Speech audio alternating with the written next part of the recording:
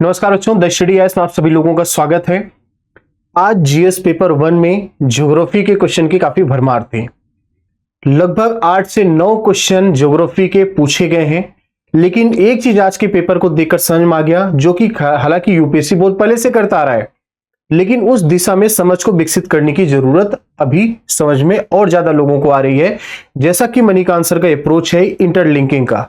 अगर आप प्रश्नों में इंटरलिंकिंग अप्रोच नहीं अपनाएंगे तो कभी भी आपका उत्तर उस तरीके से नहीं लिखा जा पाएगा जिसमें आपको अधिकतम मार्क्स, अधिकतम नंबर मिल सकते हैं। एक एक प्रश्न पर अभी हम आएंगे, लेकिन हम यह भी साथ में डिस्कस करेंगे कि किस प्रश्न में किस चीज की आवश्यकता थी। उसी के साथ हम पूरा का पूरा सभी प्रश्नों का एनालिसिस करेंगे। हम इसमें क्या क्या कर सकते थे और क्या चीज हम करते तो ज्यादा बेहतर हो सकता था। जैसे कि पहले क्वेश्चन पर हम आए, फुजीहारा प्रभाव क्या है? उष्णकटिबंधीय चक्रवातों के संचलन तथा तीव्रता पर पड़ने वाले इसके प्रभाव को समझाइए। 150 शब्द का प्रश्न है, 10 नंबर का होगा। ठीक है, 150 शब्दों में लिखना है। कहने का यह मतलब हुआ, अब यहां पर जब आप नॉर्मली आपने ज्योग्राफी पढ़ा होगा, जो बच्चे मेंस दिए होंगे उनको अच्छे से पता है, या फिर जो बच्चे अभी तैयारी यूपीएससी की कर रहे हैं, इस तरह के स्टेटमेंट हम नॉर्मल जब ज्योग्राफी भूगोल पढ़ते हैं, फुजीहारा प्रभाव क्या है, इसको हम बहुत ज्यादा अलग से नहीं पढ़ते हैं, या इससे पहले यूपीएससी ने इससे रिलेटेड कोई प्रश्न कभी पूछा ही नहीं है। मेंस के सिलेबस में सीधा सीधा लिखा हुआ है। लेकिन जब हम फुजीहारा की बात कर रहे हैं यहां पर, तो अब यहां पर यह प्रश्न क्यों पूछ लिया? आज तक नहीं पूछा तो अभी क्यों पूछा? इसलिए क्योंकि यहां पर 1900, ठीक है, मतलब यहां पर ये जो फुजीहारा है ये जापान के एक वैज्ञानिक के नाम पर पड़ा है। उन्होंने काफी पहले ही इसके बारे में बता दिया किस तरह की कॉन्सेप्ट होते हैं। अब आज से 10 महीने पहले की बात है। 10 महीने पहले देखा जाए तो अटलांटिक महासागर की हम बात करें, अटलांटिक महासागर में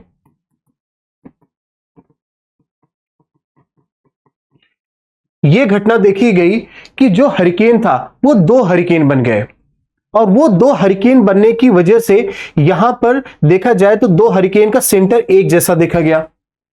अब 2 हरिकेन का सेंटर एक जैसा देखा गया, यह घटना बहुत ही ज्यादा रेयर होती है। इसके बारे में जापान के वैज्ञानिक जिनके नाम पर इसका नाम रखा गया, उन्होंने इसके बारे में बहुत पहले बताया था, लेकिन यह घटना बहुत ही कम देखने को मिली थी। लेकिन आज से 10 महीने पहले यह घटना उत्तरी अटलांटिक महासागर में यहां पर 2 हरिकेन के माध्यम से देखी गई, जिसकी वजह से वो उस टाइम काफी ज्यादा न्यूज में था।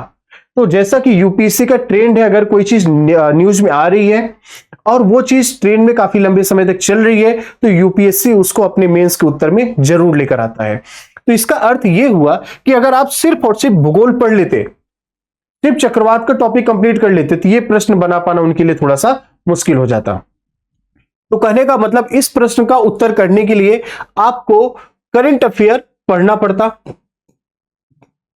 इसके साथ आपको बात की जा रही कितना, उष्णकटिबंधीय क्षेत्र। जब हम उष्णकटिबंधीय क्षेत्र की बात करते हैं तो उष्णकटिबंधीय क्षेत्र कौन सा होता है? ये वो क्षेत्र होता है जो कर्क रेखा से लेकर मकर रेखा के बीच में होता है। मतलब 23.5 डिग्री उत्तर से लेकर 23.5 डिग्री दक्षिण के बीच के क्षेत्र को उष्णकटिबंधीय क्षेत्र कहते हैं। और इस क्षेत्र में अगर कोई चक्रवात आता है, इस क्षेत्र में कोई चक्रवात आता है तो उसको उष्णकटिबंधीय चक्रवात कहते हैं। ये हर एक पॉइंट आपको उत्तर में लिखने के काम आ जाता है। तो जैसे कि बात करें, यहां पर ये 3 खंड बन रहे हैं। सबसे पहले आपको करंट अफेयर पता होना चाहिए। अगर आपने पढ़ा है तो आप इसको इंटरलिंक कर पाएंगे और बना पाएंगे अच्छे से। दूसरी बात, उष्णकटिबंधीय क्षेत्र, जोन की बात की जा रही है। क्षेत्र की बात करें तो यहां पर जो यहां पर कर्क रेखा, मकर रेखा की बात करें, ये सब हम लोग भौतिक भूगोल में देख लेते हैं, अक्षांश और देशांतर में।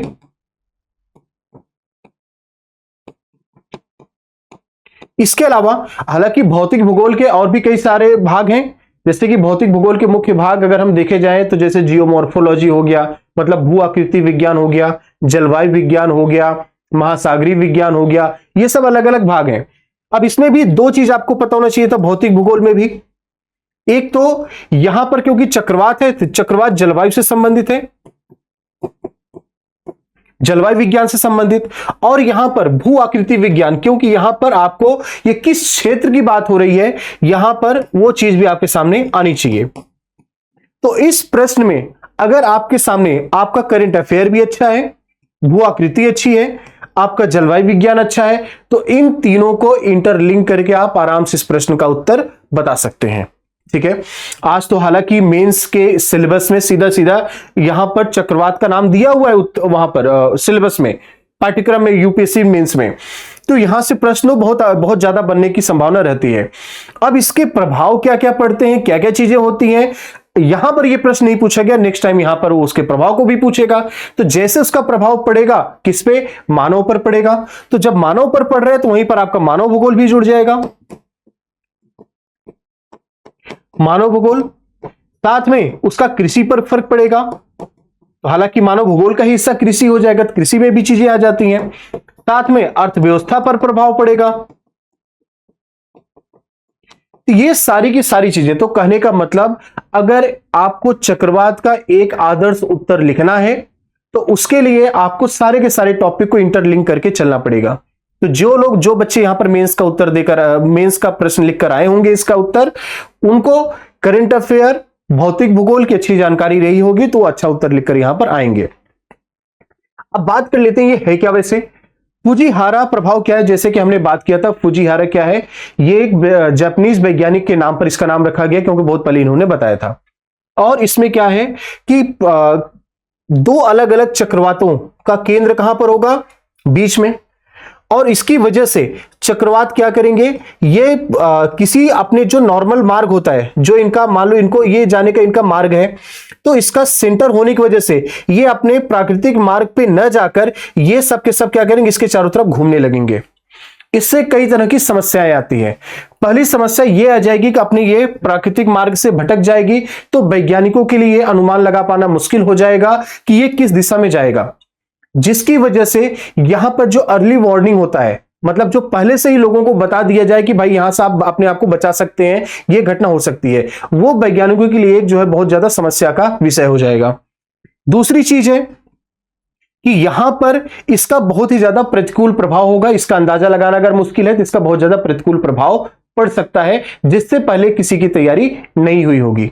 एक चीज ये हो सकता है। अब इसके अलावा जो इसका क्वेश्चन की डिमांड के हिसाब से हम प्रश्नों का उत्तर करेंगे, जैसे उष्णकटिबंधीय चक्रवातों का संचलन, तो जो संचलन था वो मैंने आपको यहां पर बताया। संचलन दो तरीके का हो गया, एक तो ये अपने प्राकृतिक मार्ग से भटकेगा, ठीक है, दूसरा यहां पर ये क्या करेगा चक्रवात, ये एक बिंदु के चारों तरफ घूमेगा, ये इसके मार्ग में परिवर्तन हुआ। और प्रश्न क्या पूछ रहा है, तीव्रता पर पड़ने वाले इसके प्रभाव को, तीव्रता पर प्रभाव कैसे पड़ सकता है, तो यहीं से उत्तर भी निकलेगा। तीव्रता पर प्रभाव दो तरीके से पड़ सकता है, जब ये दोनों आपस में मिल जाएं, अगर दोनों मिल जाएंगे तो यहां पर दो संभावना बन सकती है। तो दोनों के मिलने से यह होता है, कई बार ये एक दूसरे को विरोध करते हैं, एक दूसरे का विरोध करने की वजह से क्या होगा, चक्रवात कमजोर पड़ जाएगा, कमजोर पड़ जाएगा। दूसरा, कई बार क्या होता है, जो छोटे चक्रवात होते हैं उनके अंदर भी काफी ज्यादा नमी है, गुप्त उष्मा काफी ज्यादा है, और बड़ा चक्रवात क्या करेगा, उसमें जाकर छोटा चक्रवात उसमें जाकर मिल जाएगा, तो उसकी जो नमी है वो काफी ज्यादा उसके साथ जुड़ जाएगी, जिसकी वजह से वो चक्रवात काफी ज्यादा भयानक हो जाएगा। तो ये आपस में मिलने से दो तरह की घटनाएं हो सकती हैं। तो यही क्वेश्चन की डिमांड थी, 150 शब्द का ये प्रश्न था, और इसी तरीके से आपके प्रश्न को इसी में लिखना था। तो इंटरलिंकिंग अप्रोच यहां पर काफी ज्यादा कारगर साबित होती। जिन बच्चों का जो सिर्फ ज्योग्राफी पढ़कर चले गए होंगे, उनके लिए इस प्रश्न का उत्तर कर पाना काफी ज्यादा मुश्किल था। ऐसे ही आ जाते हैं हम अगले प्रश्न पर। टुंड्रा प्रदेश पारिस्थितिकी दृष्टि से नाजुक लेकिन आर्थिक दृष्टि से महत्वपूर्ण है, इस कथन का आलोचनात्मक परीक्षण कीजिए। अब इस प्रश्न को भी पहले समझते हैं कि क्या सिर्फ और सिर्फ हम ज्योग्राफी जानकर हमें एक आदर्श उत्तर लिख सकते हैं। अब जो बच्चे काफी समय से तैयारी कर रहे हैं उनको सारे विषय के बारे में पता है, लेकिन अगर उस सारे सब्जेक्ट को जोड़कर पढ़ेंगे तो उनके लिए उत्तर करना बड़ा आसान हो जाता है। उदाहरण के तौर पर जैसे टुंड्रा प्रदेश, पहली बात तो यही पता हो टुंड्रा प्रदेश क्या होते हैं।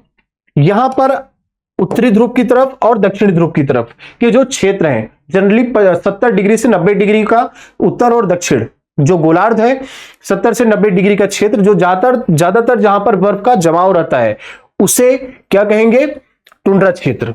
तो कहने का मतलब यह हुआ कि यहां पर आपको इसके बारे में पता होना चाहिए था, भू आकृति विज्ञान के बारे में। अभी हम क्वेश्चन के उत्तर पर भी आएंगे, लेकिन सबसे पहले समझें कि क्वेश्चन की डिमांड क्या थी, हम क्या करते थे इसका उत्तर बेहतर लिख सकते थे। जो बच्चे अभी मेंस नहीं दिए उनके लिए और काम करने लायक है। पारिस्थितिकी दृष्टि से कि यहां पर टुंड्रा क्षेत्र पर क्या पर्यावरणीय प्रभाव पड़ेगा, मतलब यहां पर भू आकृति विज्ञान के साथ साथ में आपको यहां पर जलवायु विज्ञान भी जुड़ेगा, जिनको आपस में इंटरलिंक करना है। साथ में अब यहां पर पारिस्थितिकी दृष्टि से तो पर्यावरण और पारिस्थितिकी, तो यहां पर जो पर्यावरण पारिस्थितिकी का विषय पढ़ते हैं आप, ये वाला भी आपको पढ़ के रखना पड़ेगा ताकि पर्यावरणीय प्रभाव समझ में आ जाए, क्योंकि यहां पर ग्लोबल वैश्विक तापमान बढ़ रहा है, उसके क्या क्या प्रभाव पड़ रहे हैं, ये तो आप पर्यावरण और पारिस्थितिकी में ही अच्छे से पढ़ते हैं। ठीक, इसके अलावा इसके आर्थिक दृष्टि से क्या प्रभाव पड़ेगा, मतलब यहां पर अर्थव्यवस्था का भी काम आ जाएगा इस तरीके से। तो यहां पर इस प्रश्न का आदर्श उत्तर वो व्यक्ति ज्यादा अच्छे से लिखेगा जो भू आकृति विज्ञान के बारे में, जलवायु विज्ञान के बारे में, पर्यावरण और अर्थव्यवस्था को सही ढंग से इंटरलिंक कर पाएगा, वो इसका एक आदर्श उत्तर लिखकर आएगा। तो यहां पर जब भी आप शुरुआत करेंगे, सबसे पहले जब हम प्रस्तावना की भी बात करते हैं तो टुंड्रा प्रस्तावना में हमेशा जो प्रश्न का मुख्य शब्द होता है उसका उत्तर लिखा जाता है। कहने का मतलब जैसे कि यहां पर हम टुंड्रा की बात करें तो यहां पर जैसे प्रस्तावना भी लिखेंगे तो प्रस्तावना में टुंड्रा क्षेत्र क्या है, उसकी क्या खासियत है, बस ये लिखना है। और ये 10 नंबर का प्रश्न है, तो आपको देखा जाए तो 3 से 4 लाइन से ज्यादा नहीं लिखना है, 3-4 लाइन पर्याप्त है। ठीक है, या फिर पूरे शब्द लिमिट का देखा जाए तो 20 से 25 शब्द पर्याप्त हैं। इसमें क्या लिखना है आपको, टुंड्रा क्षेत्र के बारे में और उसकी विशेषताएं।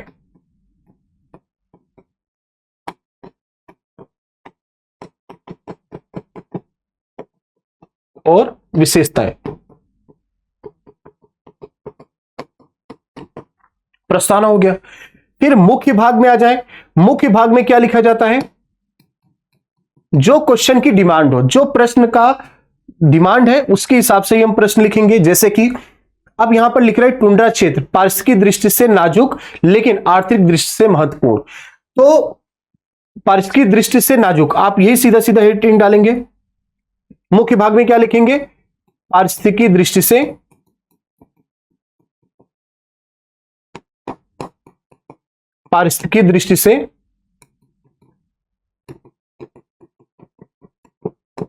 नाजुक।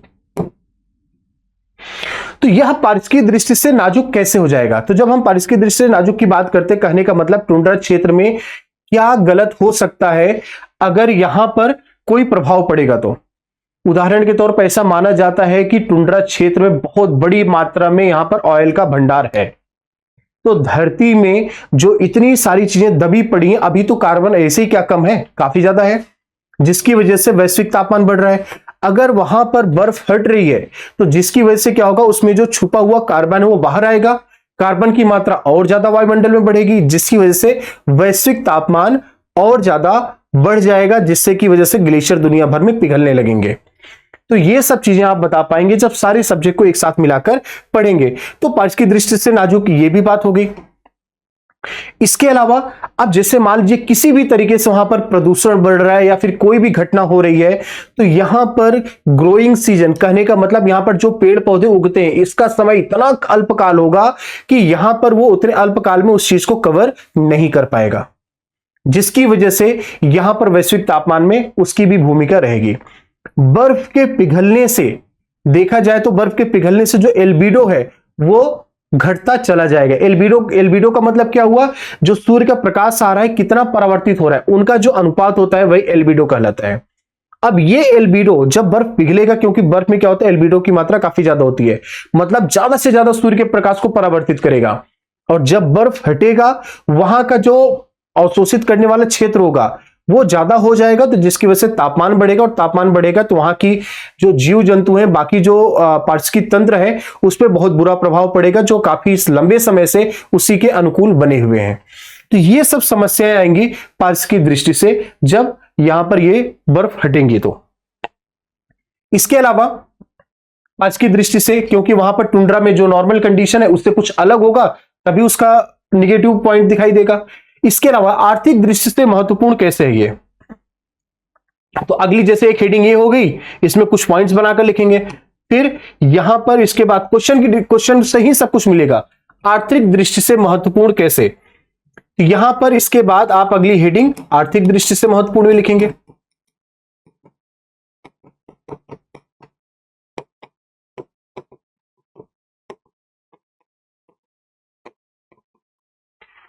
आर्थिक दृष्टि से महत्वपूर्ण, जैसे ऊर्जा के संकटों से निपटा जा सकता है। ऊर्जा का संकट इतना ज्यादा है कि पूरी दुनिया में देखते हैं वैसे ही ऊर्जा की काफी खपत है, डिमांड ज्यादा है, सप्लाई कम है, चीजें महंगी होती हैं, तो उसका प्रभाव हर एक चीज पर पड़ेगा। तो यहां पर आर्थिक दृष्टि से महत्वपूर्ण इसीलिए हो जाएगा कि यहां पर अगर इतनी सारी छिपी हुई चीजें हैं तो लोगों की जो डिमांड है उसकी डिमांड और सप्लाई को मैच कर पाएगा, जिसकी वजह से काफी बड़ी मात्रा में वहां पर लोगों को ऊर्जा मिल पाएगी।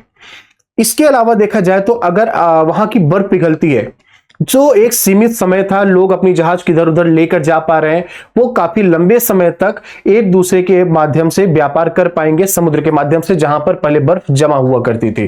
तो ये सब चीजें हैं जिसका एक आर्थिक प्रभाव पड़ेगा और ये काफी महत्वपूर्ण होगा।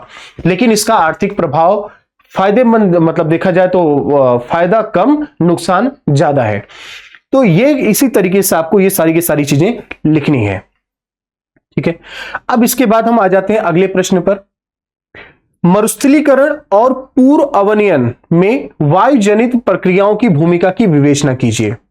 अब इस प्रश्न की डिमांड क्या है? सबसे पहली बात, आपने कई बार यूनाइटेड नेशन कॉम्बैट डिजर्टिफिकेशन का जो आपने पढ़ रखा होगा, तो यहां पर मरुस्थलीकरण एक घटना हो रही है, यहां पर भूमि अवनयन की बात की जा रही है, साथ में वायुजनित प्रक्रियाएं। तो यहां पर आपने वायुजनित प्रक्रियाओं को पढ़ा होगा भू आकृति विज्ञान में, ठीक है। तो यहां पर आपको भू आकृति विज्ञान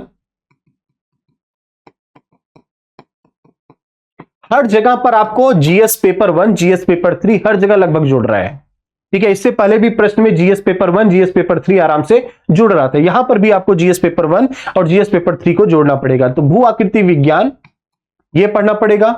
अब पर्यावरण और पारिस्थितिकी, इसको भी जोड़कर आपको पढ़ना पड़ेगा।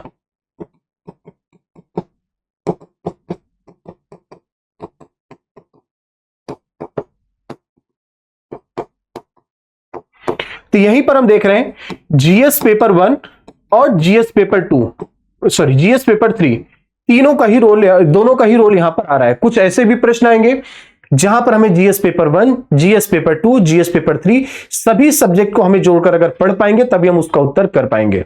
तो हर जगह पर यहां पर भी आपको इंटरलिंकिंग अप्रोच अपनाना पड़ेगा। अब जैसे यहां पर प्रश्न है कि मरुस्थलीकरण, सबसे पहली बात यहां पर जब प्रश्न पे हम आ रहे हैं तो प्रश्न का स्ट्रक्चर क्या होगा, जब आप उत्तर लिखेंगे तो यहां पर प्रस्तावना में आपको यही लिखना है कि मरुस्थलीकरण क्या है।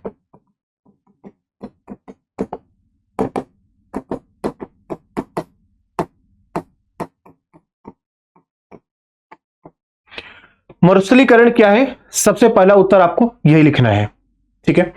इसके अलावा मुख्य भाग आ जाता है, किसी भी प्रश्न का सबसे पहले प्रस्तावना होता है, आपको ये 3 से 4 लाइन में लिखना है, क्योंकि 150 शब्द का प्रश्न है, उससे ज्यादा लिखेंगे तो कहीं कहीं मुख्य भाग का हिस्सा कम होता चला जाएगा और वो आपका अच्छा उत्तर नहीं हो पाएगा।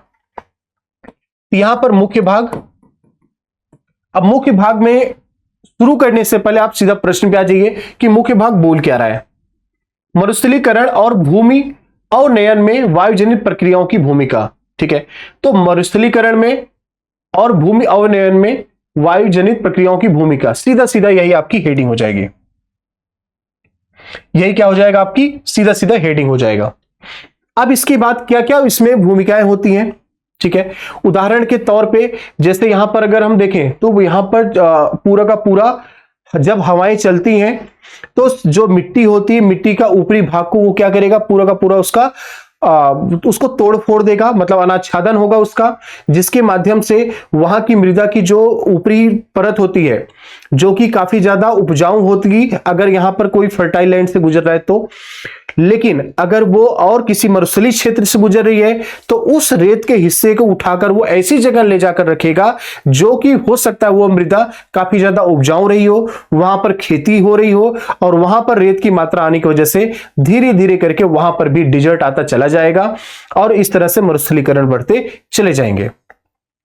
मरुस्थलीकरण और भी कई तरीके से बढ़ सकते हैं, जैसे यहां पर किसी भी कहीं पर भी अगर बहुत ज्यादा इरिगेशन हो रहा है, बहुत ज्यादा सिंचाई हो रही है अत्यधिक, तो वहां की मिट्टी भी धीरे धीरे करके क्षारीय होती चली जाती है। और इसी प्रकार से तो कहने का मतलब यह भी हुआ कि जैसे कि हम राजस्थान की बात करते हैं, वहां बड़े बड़े रेत के टीले हैं, वहां पर जब हवाएं चलती हैं तो वो रेत के टीले एक जगह से दूसरी जगह चले जाते हैं, जिसकी वजह से वहां पर बड़ी मात्रा में एक ऐसा जगह होगा जहां पर कि अच्छी खासी मात्रा में खेती हो रही होगी, उस जगह को पूरा का पूरा ढक लेता है और इस प्रकार से डिजर्टिफिकेशन होते चले जा रहे हैं। तो डिजर्टिफिकेशन के कई सारे कारण हैं।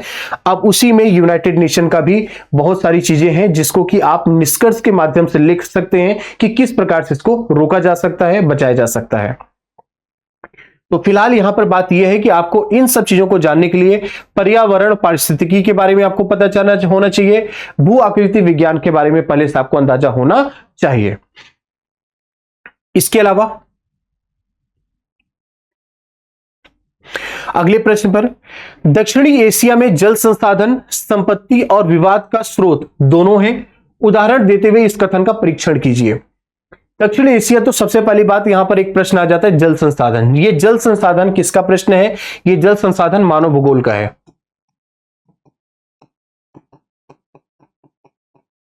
जल संसाधन मानव भूगोल का हिस्सा हो गया। दक्षिणी एशिया की बात की जा रही है, मतलब जब तक आप अंतरराष्ट्रीय संबंध को नहीं समझेंगे इसका उत्तर आप नहीं कर पाएंगे। तो यहां पर आपको अंतरराष्ट्रीय संबंध भी पता होना चाहिए।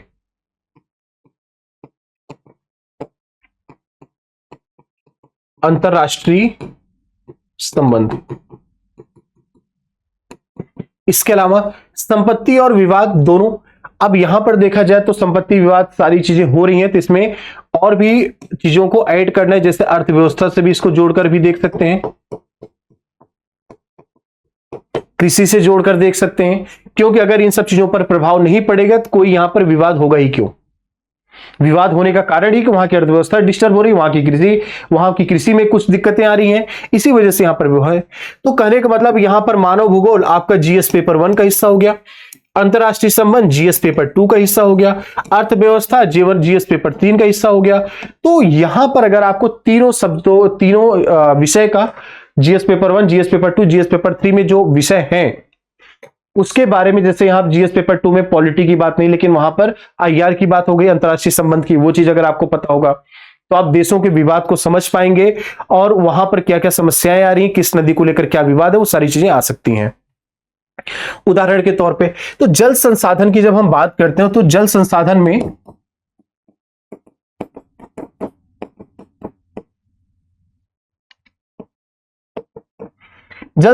में हम किसकी बात कर लेते हैं? बांध की बात कर लेते हैं।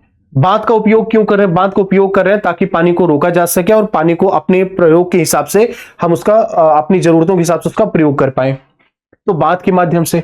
और यहां पर जितनी भी सहायक नदियां हैं,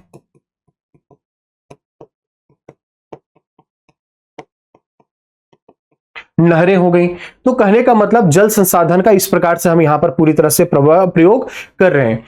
अब जैसे कृषि के लिए हो गया, अब कृषि के लिए हम इस चीज का प्रयोग कर रहे हैं कि कृषि के लिए जल संसाधन का प्रयोग किया जा रहा है, क्योंकि जो बांध के माध्यम से नहर निकाला जाएगा, जैसे उदाहरण के तौर पर हम भारत के अंदर अगर देखें हरिके बैराज, जो हरिके बैराज है जहां पर ब्यास नदी और सतलज नदी मिल रही है, वहां से भारत की सबसे लंबी नहर निकाली गई, इंदिरा गांधी कैनाल।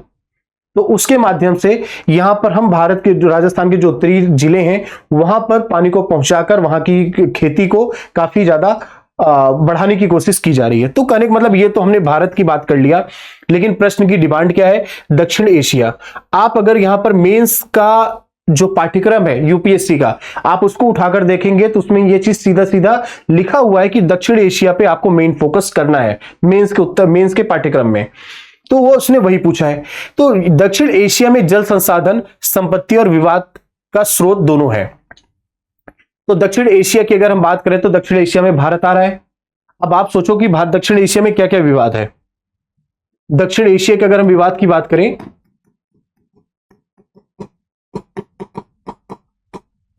तो सिंधु जल विवाद हो गया,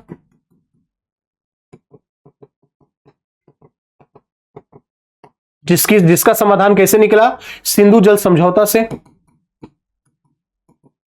1960 में भारत और पाकिस्तान के बीच में वर्ल्ड बैंक की मध्यस्थता की वजह से यहां पर समझौता हुआ, जिसमें ऊपर की जो 6 नदियां थी, चाहे हम सिंधु नदी, झेलम,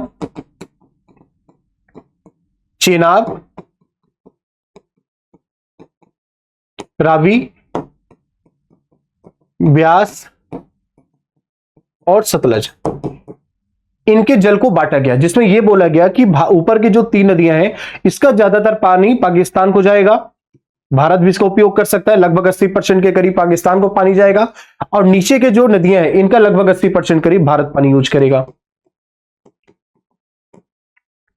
तो इस प्रकार से सिंधु जल समझौता हुआ 1960 में। तो यहां पर जो क्वेश्चन की डिमांड है उसमें आपको सिंधु जल समझौते के बारे में लिखना ही पड़ेगा, यह चीज आ जाएगा। इसके अलावा कोई और विवाद है, जैसे तीस्ता विवाद।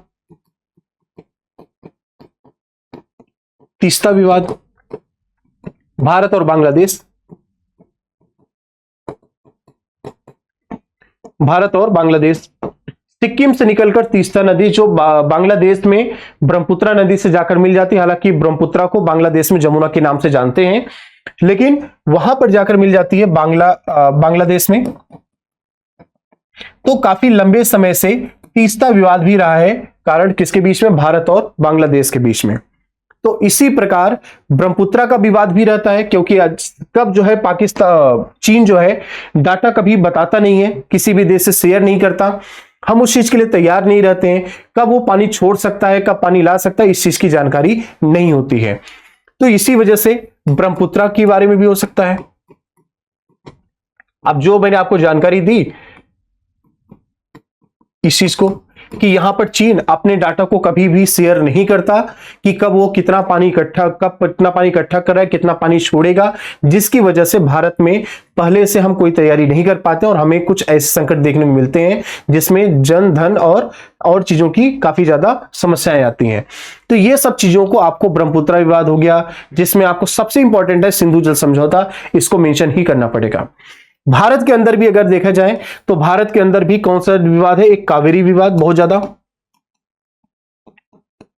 कर्नाटक और तमिलनाडु के बीच में।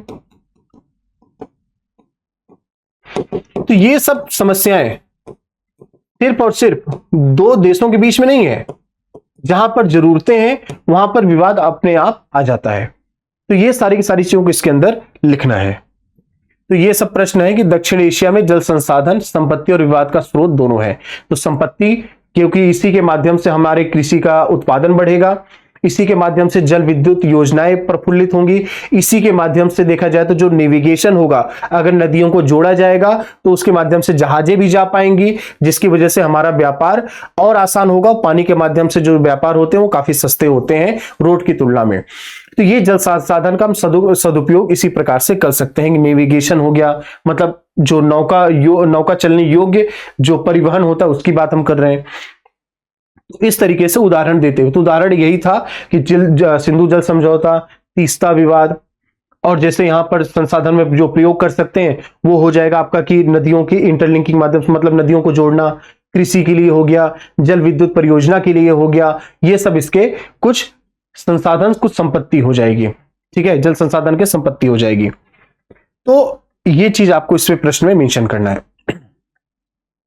अब इसके बाद अगला प्रश्न, लू, चिनूक और फोहन, इंग्लिश में FOHEN लिखा जाता है, हवाओं की उनके पाए जाने वाले क्षेत्र, उनकी प्रकृति और जलवायु प्रभाव के आधार पर तुलना कीजिए। सबसे पहली बात, यहां पर भी कई सारी चीजें जुड़ रही हैं। उदाहरण के तौर पे कई सारे लोग सिर्फ ये याद करके रखते हैं कि ये जो स्थानीय पवन है गर्म है कि ठंडी है।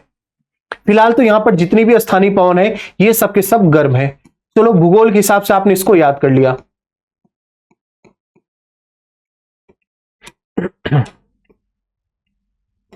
भूगोल में चलो ये जलवायु विज्ञान का हिस्सा हो गया।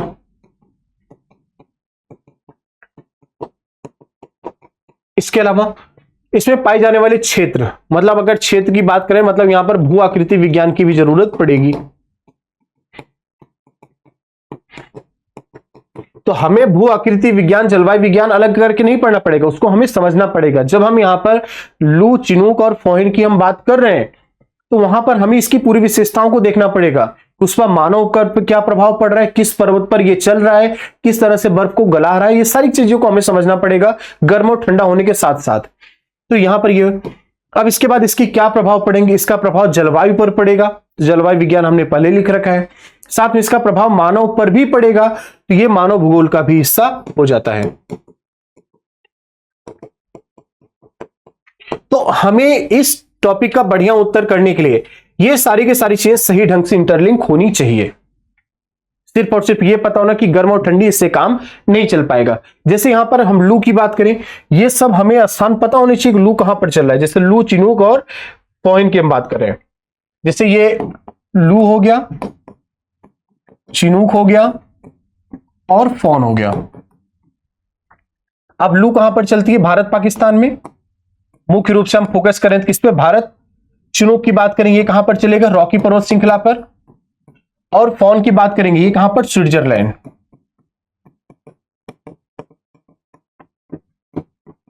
और यहां पर पर्वत कौन सा है, एल्प्स, इस जगह पर। और ये जितनी भी स्थानीय पवन है, ये सब के सब क्या है, गर्म है। अब यहां पर हर जगह पर हर किसी का अलग अलग प्रभाव है। उदाहरण के तौर पे समझिए, जैसे भारत में जो लू का प्रभाव है वो कैसा है। भारत में लू का प्रभाव यह है कि गर्मियों में नुकसान तो करेगा, जिसकी वजह से हीट स्ट्रोक की घटना होगी। वन में क्या होगा, आग लगेगी। अब हीट स्ट्रोक आपदा प्रबंधन में शामिल किया गया है। ठीक है, आपदा प्रबंधन में अगर किसी को पता होगा, आपदा प्रबंधन का कानून 2005 का है। साथ में आपदा प्रबंधन संशोधन हुआ है 2025 में, काफी बदलाव किए गए हैं जिसमें इन सब चीजों को जोड़ा गया है। ठीक है, अर्बन प्लानिंग में यहां पर 2025 के संशोधन में, आपदा प्रबंधन 2025 के संशोधन में एक शहरी आपदा प्राधिकरण का निर्माण किया गया है। शहरी आपदा प्राधिकरण का निर्माण किया गया है। ठीक है, जिसका जो चेयरमैन होगा यहां पर कमिश्नर होगा, इसका चेयरमैन होगा। इससे पहले क्या होता था, ये जिला प्राधिकरण हुआ करता था, वो भी अभी भी है, जिसका अध्यक्ष कौन होगा, डीएम होगा। लेकिन शहरी आपदा प्राधिकरण इससे पहले नहीं था, इसको 2025 में लाया था। अगर आपको ये चीज पता होगा तब आपका उत्तर और भी ज्यादा अच्छा हो सकता है। तो कहने का मतलब आपदा प्रबंधन भी आप इससे अवेयर होने चाहिए। जीएस पेपर 3 भी आपको पता होना चाहिए। तो जीएस पेपर 1, 2, 3 सब जोड़कर इसमें आपको पढ़ना पड़ेगा। जैसे वनों में आग हो सकती है जो कि एक आपदा बन सकती है। इसके अलावा लू क्या सिर्फ नुकसान ही करता है, नहीं, कुछ फायदा भी करेगा। फायदा क्या करेगा, जैसे मानसून आने से पहले एक ये निम्न दाब का क्षेत्र बनाएगा, और निम्न दाब क्षेत्र बनाने की वजह से क्या होगा, मानसून अच्छा होगा। मानसून काफी तीव्रता के साथ भारत की तरफ आएगा।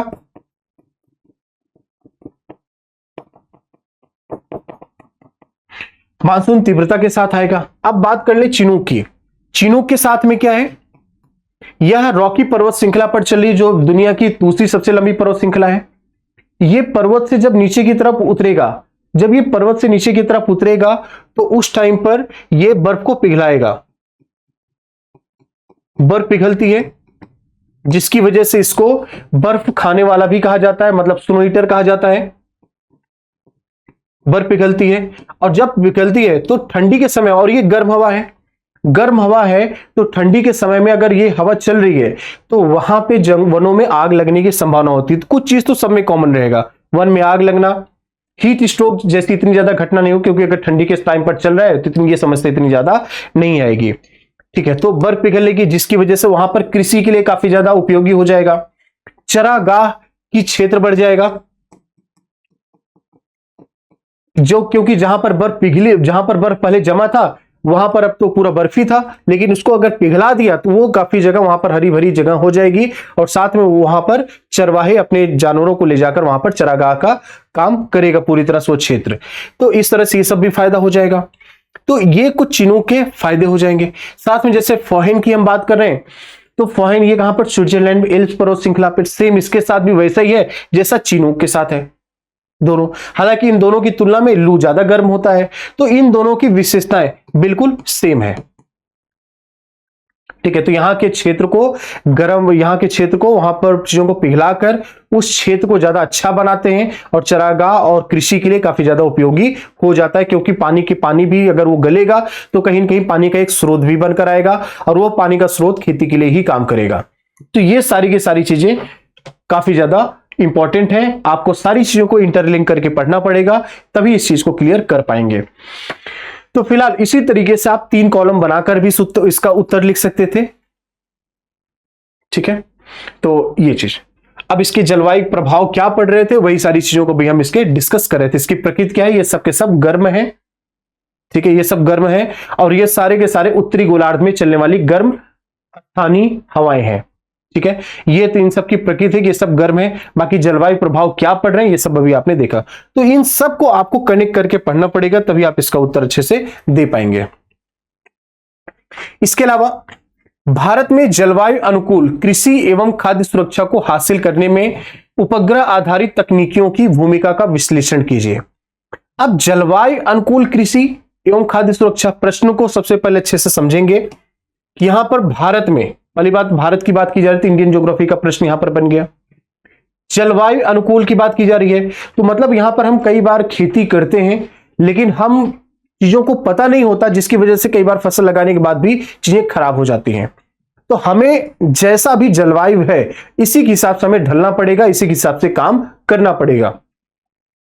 तो जो प्रश्न की डिमांड है यहां पर जलवायु विज्ञान से सीधा सीधा है, क्लाइमेटोलॉजी से।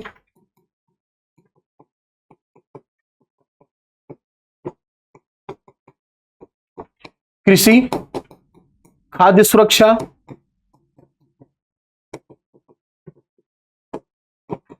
मतलब देखा जाए तो ये भूगोल और अर्थव्यवस्था दोनों से जुड़ रहा है।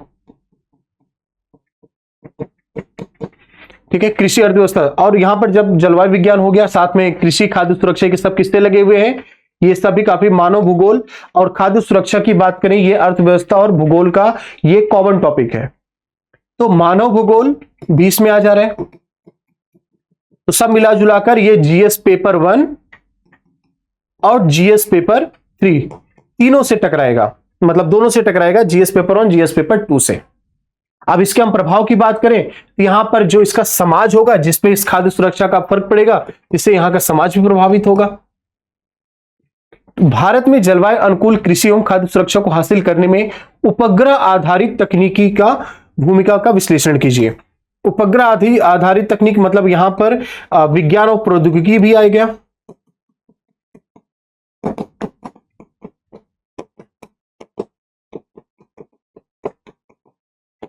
इस प्रश्न में अगर आपने सिर्फ भूगोल पढ़ रखा है, इस प्रश्न में सिर्फ आपने भूगोल पढ़ रखा है, आपको यह नहीं पता कि विज्ञान और प्रौद्योगिकी के माध्यम से कृषि के लिए क्या काम हुआ है, कौन से उपग्रह लॉन्च किए गए हैं, तो इस प्रश्न को आपका उत्तर उतना ज्यादा सटीक नहीं आ पाएगा। हो सकता है आप कुछ भी लिख दें, लेकिन जिस व्यक्ति को यह पता होगा पहले से कि अगर वो किसी उपग्रह के बारे में पढ़ रखा है कि यहां पर कृषि संबंधित कौन सा उपग्रह है, उसको वो रिलेट करके यहां पर ये चीजों को बता सकता है। अब जैसे हम यहां पर बात करें जलवायु आधारित, यहां पर समस्याएं क्या आती हैं, हमें पता नहीं होता है, पहले ही कोई भी कुछ ना कुछ ऐसी घटनाएं हो जाती हैं, प्राकृतिक घटनाएं, जिसकी वजह से हमारे फसलों को काफी ज्यादा नुकसान हो जाता है। तो अगर उपग्रहों का प्रयोग करके कुछ ऐसी मतलब उपग्रहों का प्रयोग किया जाएगा तो हम पहले से पूर्वानुमान लगा पाएंगे और वहां पर वैज्ञानिकों को बता पाएंगे कि इस तरह की चीजें हो सकती हैं। कई बार क्या होता है, सूखे की वजह से सूखा पड़ जाता है, तो सूखे की वजह से क्या होता है कि फसल को उगाया नहीं जा सकता, या आगे बाकी काफी लंबे समय तक बरसात नहीं हो पाएगी। किसी खेत में कितना ज्यादा उर्वरक का उपयोग करना है, ये सब चीजें पता होनी चाहिए। जैसे कि भारत में देखा जाता है कई बार कि जो लोग उर्वरक का उपयोग करते हैं, एनपीके का उपयोग करते हैं, वो उनका एक रेशियो फिक्स है 4:2:1 का, लेकिन यहां पर उस रेशियो का कोई पालन नहीं किया जाता। देहातों में, खेतों में, वहां पर किसी भी रेशियो में किसी भी चीज को डाल दिया जाता है, जिसकी वजह से अत्यधिक उर्वरक का प्रयोग करने के कारण वहां की खेती और भी ज्यादा खराब होती जा रही है, वहां की मिट्टी और भी ज्यादा क्षारीय होती चली जा रही है लंबे समय के लिए। तो यहां पर अगर वैज्ञानिक तकनीकों का उपयोग करेंगे तो उसके माध्यम से हम यहां पर उर्वरक की मात्रा को भी निर्धारित कर सकते हैं। सूखा की बात करें, अब हम उपग्रह का उपयोग करके किसी भी मिट्टी में कितनी नमी है, कितने समय तक रहेगी, आगे कितनी जो है आगे बरसात होने की क्या संभावना है, उन चीजों का उपग्रहों के माध्यम से अध्ययन करके हम इस चीज से काफी ज्यादा लड़ सकते हैं, तो जिससे कि भारत में कृषि और भी ज्यादा प्रभावी हो सकती है।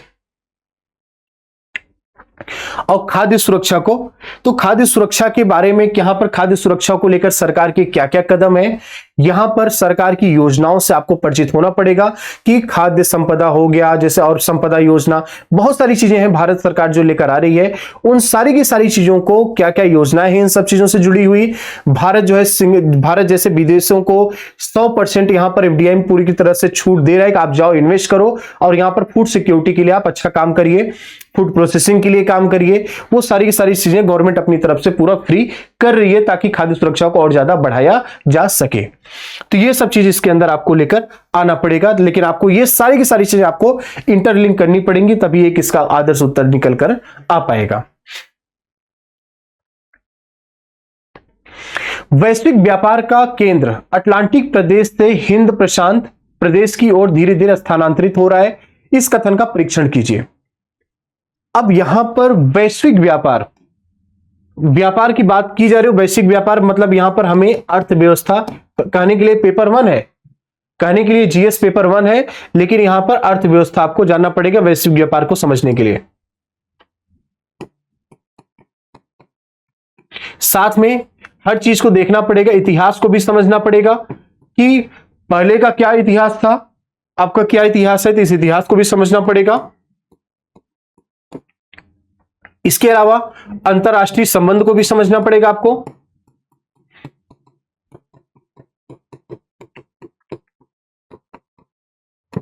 जिससे कि आप इस सारे के सारे टॉपिक को इंटरलिंक कर पाए। और बाकी जो क्षेत्र है उसको तो हमें देखना ही है, भूगोल का हिस्सा तो है ही है क्योंकि प्रश्न ही भूगोल का है। तो यहां पर देख रहे हैं GS paper 1, GS paper 2, GS paper 3 सब आ जा रहा है, ठीक है। यहां जीएस 3 आ गया, यहां पर जीएस 1 आ गया, यहां पर जीएस 2 आ गया, जीएस 1 आ गया। तो जीएस 1, जीएस 2, जीएस 3 एक ही प्रश्न में इसने यूपीएससी ने सब ला दिया। अब जिसके इसके समझ अच्छी होगी उसका हाथ अच्छे से चल पाएगा और इसका उत्तर कर पाएगा। अब जब समझते हैं इसको, वैश्विक व्यापार का केंद्र अटलांटिक प्रदेश से हिंद प्रशांत प्रदेश की ओर धीरे धीरे स्थानांतरित हो रहा है, इस कथन का परीक्षण करना है। तो वैश्विक व्यापार का केंद्र कैसे बना, और पहले तो अटलांटिक प्रदेश का मतलब बात सीधी सीधी की जा रही है उत्तरी अमेरिका और दक्षिणी अमेरिका का। अटलांटिक प्रदेश का मतलब जैसे कि यहां पर अगर हम मानचित्र में इस चीज को समझें,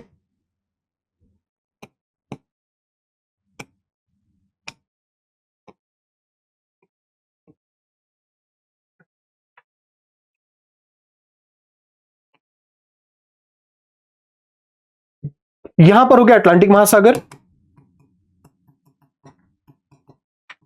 यहां पर नॉर्थ अमेरिका जिसमें कि यूएस भी आएगा, और यहां पर यूरोप, ठीक है, यूरोप। अब यहां पर अटलांटिक से शिफ्ट होकर कहां पर आ गया, प्रशांत की तरफ, प्रशांत की तरफ। हिंद प्रशांत, भारत की जो पॉलिसी, फॉरेन पॉलिसी चलती है, विदेश नीति चलती है, वो इंडो पैसिफिक के हिसाब से चलती है, न कि प्रशांत पैसिफिक, मतलब न कि प्रशांत के हिसाब से, उसमें भारत रहेगा ही रहेगा। अब यहां पर प्रश्न क्या पूछ रहा है, अटलांटिक प्रदेश से हिंद प्रशांत की ओर धीरे धीरे स्थानांतरित हो रही है। अब पहली बात तो वहां से स्थानांतरित होने के कारण आपको हेडिंग क्या बनानी पड़ेगी, वैश्विक व्यापार का अटलांटिक प्रदेश से हिंद प्रशांत प्रदेश की ओर स्थानांतरित होने के कारण, ये आपकी हेडिंग होगी, जिसमें आप कई सारी चीजों को लिख सकते हैं। जैसे कि यहां पर पहले आप खुद सोचें कि कोई भी इतने यहां पर विकसित देश हैं, यहां से कोई चीज हटाने की जरूरत क्यों है, क्योंकि कभी भी किसी भी उद्योग को लगाने के लिए, किसी भी चीज के लिए आपको क्या चाहिए, यहां पर सस्ती मजदूरी,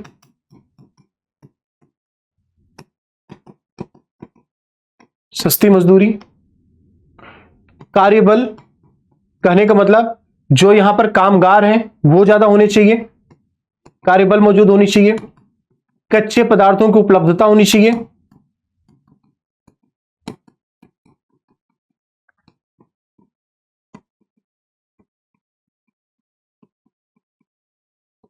उपलब्धता, स्थिर सरकारें होनी चाहिए।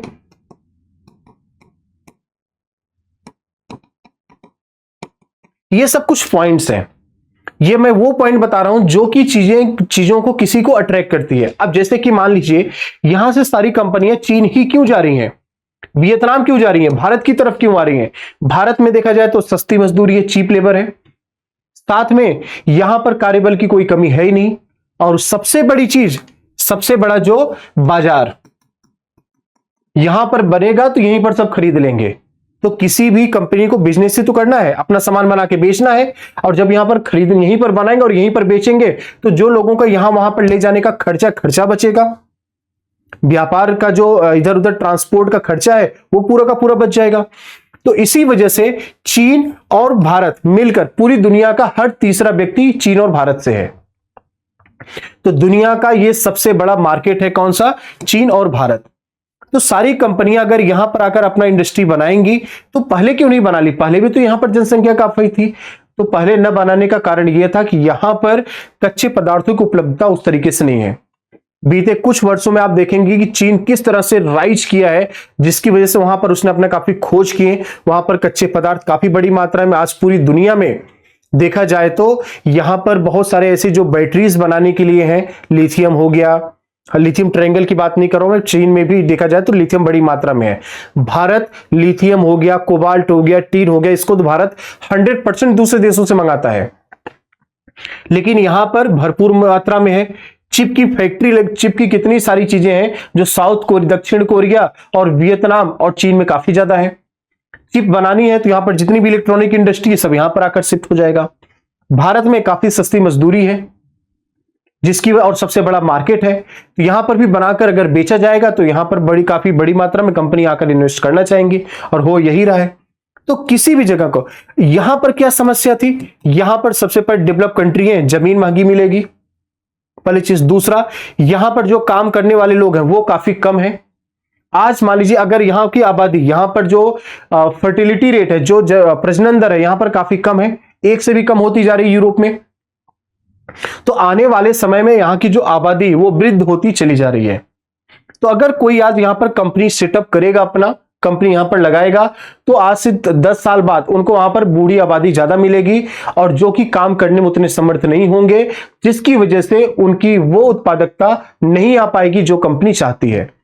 और यहां पर भारत और चीन जैसे देशों में, चीन में भी काफी वृद्ध आबादी है, लेकिन भारत की बात की जाए तो भारत में युवा आबादी पूरी दुनिया में सबसे ज्यादा है। 15 से अगर 59 साल तक के लोगों को देखा जाए, उनकी मात्रा पूरी दुनिया में भारत में सर्वाधिक लोग मिलेंगे, जिसकी वजह से कंपनी भारत में इन्वेस्ट करना चाहती है कि कम से कम आज कंपनी लगाएंगे तो जो आज 15 से 25 साल का है, कम से कम हमारी कंपनी यहां पर 40-50 सालों तक इसको कोई दिक्कत नहीं आने वाला है, यहां पर भरपूर मात्रा में काम करने वाले यंग लोग मिलेंगे। ये सारी चीजें, तो ये सब देखकर कंपनी अपना इन्वेस्ट करती है। तो अगर जितनी चीजें मैंने बताया, अगर ये सब जानने के लिए आपको सारी चीजें पढ़नी पड़ेंगी। अगर इतना आप जान रहे हैं तो इसका एक आदर्श उत्तर आप इसमें पेश कर पाएंगे। इसके अलावा भारत में मानव जन्य भूमि उपयोग परिवर्तनों के प्रमुख कारकों और उनके भौगोलिक परिणामों का विश्लेषण करें। तो जैसे कि मैंने बताया, हर एक प्रश्न में आपको इंटरलिंकिंग अप्रोच अपनानी पड़ेगी। अगर आप ये चीज शुरू से करेंगे तो आपके लिए काफी ज्यादा काम का रहेगा। अब जल्दी देखते हैं, भारत में मानव जन्य भूमि उपयोग परिवर्तनों के प्रमुख कारकों और उनके भौगोलिक परिणामों का वर्णन कीजिए। सबसे पहले तो आप प्रस्तावना लिखेंगे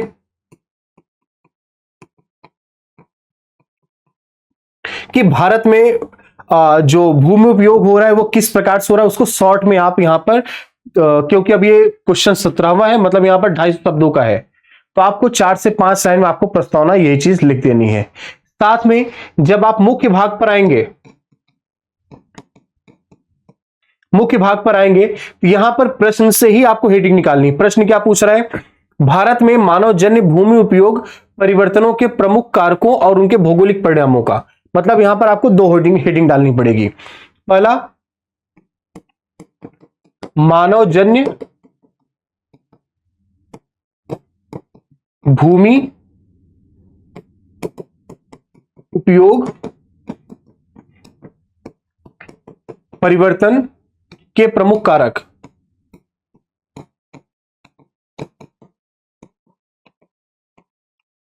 जैसे सबसे पहला कारक क्या हो जाएगा? शहरीकरण। शहरीकरण हो जाएगा। शहरीकरण की वजह से क्या हो रहा है? धीरे धीरे करके जैसे प्रवासन हो रहा है, गांव से लोग शहर की तरफ आ रहे हैं, शहर पे दबाव बढ़ रहा है, तो शहर फैल रहा है। तो शहर का फैलना ही क्या हो गया? शहरीकरण। तो शहरीकरण एक घटना हो गई, इसमें ये चीज हो गया जो कि एक प्रमुख कारक हो गया। शहरीकरण मतलब यहां पर शहर को बसाने के लिए, शहर को बढ़ाने के लिए जमीन का उपयोग हो रहा है। दूसरा क्या होगा? यहां पर नॉर्थ ईस्ट में कई बार हम देखते हैं झूम कल्टीवेशन, या फिर कई जगह पर कृषि क्षेत्र को बढ़ाने के लिए, यहां पर कृषि क्षेत्र को बढ़ाने के लिए क्या करते हैं लोग? वनों का सफाई कर रहे हैं, और किसी क्षेत्र को बढ़ाने के लिए वनों का सफाई कर रहे हैं, जिससे क्या हो गया? खाद्य सुरक्षा में काफी ज्यादा मदद मिलेगी। ठीक है, तो ये सब कुछ चीजें हमें पॉजिटिव में लिखकर रखनी है। तो शहरीकरण हो गया, जैसे कृषि क्षेत्र का हो गया, तो ये सारी की सारी चीज इसके अंदर लिखकर रखनी है। इसके अलावा अगली हेडिंग में क्या हो जाएगा? इसके भौगोलिक कारक, इसके भौगोलिक परिणाम। मतलब आप जो भी काम करते हैं हर किसी चीज का परिणाम भी होता है, तो यहां पर इसके परिणाम को भी लिखना है। इसके परिणाम क्या हो जाएंगे? मानवजन्य भूमि उपयोग परिवर्तनों के भौगोलिक परिणाम, ये पूरी हेडिंग होगी आपकी। तो परिणाम में भी इसका, अब जैसे कृषि क्षेत्र, यहां पर अगर कृषि क्षेत्र का उपयोग किया जा रहा है तो कहीं न कहीं वनों की सफाई की जा रही है, तो वनों का प्रतिशत, वनों का अगर संख्या कम होगी, वन अगर कम होते जाएंगे, तो सीधी सीधी बात है इसका परिणाम हमेशा निगेटिव ही होगा। वन कम होने की वजह से जो कार्बन सिंक हो रहा है, जो कार्बन का अवशोषण हो रहा है वनों के द्वारा, वो कम हो जाएगा। अगर ये क्षेत्र पहाड़ी क्षेत्रों में हो रहे हैं, तो पहाड़ी क्षेत्रों में जैसे इंफ्रास्ट्रक्चर डेवलप किया जा रहा है, तो वहां पर भी जमीनों का उपयोग किया जा रहा है, वो भी एक उपयोग में आ जाएगा। साथ में भूस्खलन की समस्या बढ़ जाएगी, मृदा अपरदन बढ़ जाएगा। ये सब इसके भौगोलिक परिणाम है। जैसे कि यहां पर मैनग्रोव हो गया, खत्म हो गए, तो मैनग्रोव कम होने की वजह से जो चक्रवात का प्रभाव है वो तटीय क्षेत्रों में और ज्यादा बढ़ जाएगा। तो ये सब कुछ घटनाएं हैं जिसका हमें परिणाम भी समझ में आता है। तो यहां पर इसका परिणाम बहुत ज्यादा देखने को मिलता है, जो कि मैंने अभी आपके सामने डिस्कस किया। शहरीकरण अगर बढ़ रहा है, तो शहरीकरण बढ़ेगा तो कहीं न कहीं वो गांव की तरफ बढ़ेंगे, तो जो यहां पर कृषि करने योग्य भूमि है, कृषि करने योग्य भूमि कम होती जाएगी, और कृषि करने योग्य भूमि कम होगी तो यहां पर खाद्यान्न का जो उत्पादन है भारत में वो भी घटेगा। तो ये सारी की सारी समस्याएं आएंगी। और साथ में कृषि, अगर यहां पर कृषि का उत्पादकता बढ़ रही है, या फिर अगर यहां पर शहरीकरण भी बढ़ रहा है, तो उसमें देखा जाए तो जो भूमि जल है उसका दोहन अधिक होगा, तो वो वाटर का लेवल काफी ज्यादा नीचे जाएगा, जो कि फसलों की सिंचाई में काफी बुरा प्रभाव डालेंगे। ये भी एक इसका निगेटिव पॉइंट हो जाएगा। तो इस तरीके से इतनी जानकारी के साथ, जिसमें आप मानव भूगोल को जोड़ रहे हैं, ठीक है, जिसमें आप जलवायु विज्ञान को जोड़ रहे हैं, इन सारी चीजों को जोड़कर आप इस प्रश्न का उत्तर आराम से निकाल सकते हैं। तो इंटरलिंकिंग अप्रोच यहां पर भी काफी ज्यादा कारगर साबित होगी। तो फिलहाल ये सब कुछ प्रश्न थे जो कि पूछे गए थे इस बार के ज्योग्राफी के प्रश्न में।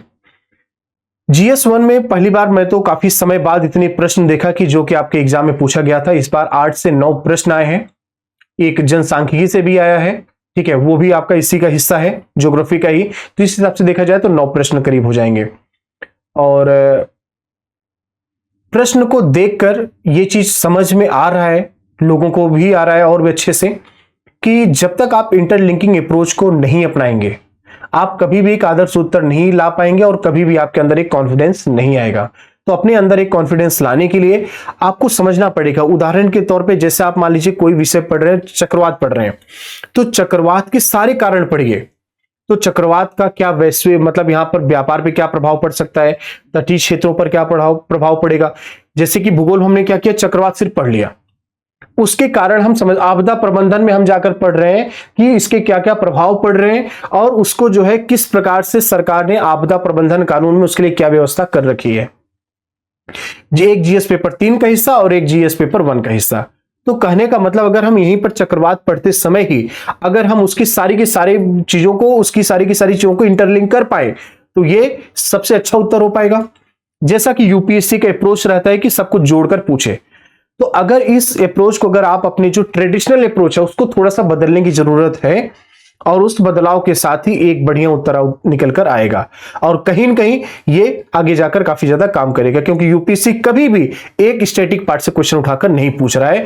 हमने सारे के सारे प्रश्नों को इस हिसाब से समझा, विषय के हिसाब से देखा, जीएस पेपर के हिसाब से देखा कि एक ही प्रश्न में GS paper 1, GS paper 2, GS paper 3 सब आ जा रहा है। तो जब भी हम पढ़ रहे हैं तो हमारा पढ़ने का अप्रोच, पढ़ने का सोचने का तरीका उसी तरीके से होना चाहिए जैसा यूपीएससी बोल रहा है करने को, खुद पूछ रहा है। तो हमारे लिए ये क्वेश्चंस एक गाइड का काम करते हैं और इसी को फॉलो करते हुए आपको अपनी तैयारी को आगे बढ़ाना है। तो जिन बच्चों ने मेंस का उत्तर दिया उनको ऑल द वेरी बेस्ट। बढ़िया से आप अपना आगे का भी जो बचे हुए प्रश्न हैं उनका भी उत्तर आप अच्छे से करते चलें और आगे भी इन सब जो इंटरलिंकिंग अप्रोच है इसको विशेष बात को दिमाग में रखिए और अपनी तैयारी को आगे जारी रखिए। जय हिंद, जय भारत। डियर स्टूडेंट्स, हमारे चैनल को लाइक, शेयर, सब्सक्राइब करें और अपनी तैयारी को और बेहतर बनाएं।